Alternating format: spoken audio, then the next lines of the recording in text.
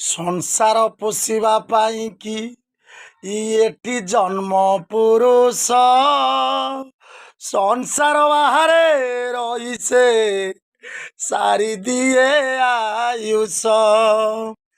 ତଥାପି ନିଜର ଦୁଃଖକୁ କରେ ନାହିଁ ପ୍ରକାଶ। ନୀତି କାନ୍ଦୁ ଥାଇ ମରି ସେ ଖୋଜେ ସଂସାର ହସ। ମା ଭଲ ଲୁଗା ପିନ୍ଧିବ, ବାପା ଭଲ ଖାଇବ, ଭାରି ଜାଗହଣା ପିନ୍ଧିକି ହସି ଦେଖେଇ ହେବ। ପାଠ ସାଠ ପଢି ପୁଅ ଯେ ବଡ଼ ସାହେବ ହେବ, ରାଜା ଘର ଦେଖି ଝିଅକୁ ସିଏ ବିଭା କରିବ।